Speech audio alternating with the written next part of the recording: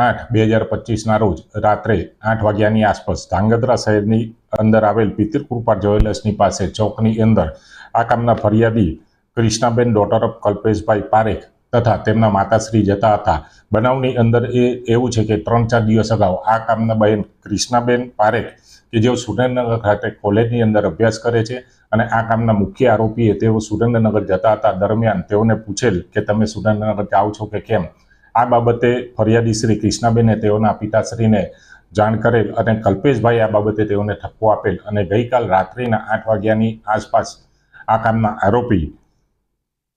ઉદયભાઈ ટોટાલાલ વ્યાસ તથા તેમના ભાઈ પાર્થિવભાઈ ટોટાલાલ વ્યાસ બંને જણાએ ફરિયાદી શ્રી તથા તેની માતા તથાના પિતાશ્રી સાથે ઝઘડો કરેલ અને ફરિયાદી કૃષ્ણાબેનના પિતા કલ્પેશભાઈને છરી વડે હુમલો કરી અને મૃત્યુ નિપજાવેલ અને આ દરમિયાન ફરિયાદી શ્રી કૃષ્ણાબેન તથા તેઓના માતા પણ ઈજા પામેલ અને બંનેને સારવાર અર્થે સુરેન્દ્રનગર ખાતે ખસેડેલ। મૃત્યુ પામનાર કલ્પેશભાઈ નાઓની પીએમ કરાવીને આગળની કાર્યવાહી હાથ ધરવામાં આવેલ છે। આ કામના મુખ્ય આરોપી ઉદયભાઈ ટોટાલાલ વ્યાસ તથા તેના સગાભાઈ પાર્થિવભાઈ ટોટાલાલ વ્યાસ બંને આરોપીઓને સિટી પોલીસ સ્ટેશને હાલ કોર્ડન કરેલા છે અને આગળની તપાસ ચાલુ છે।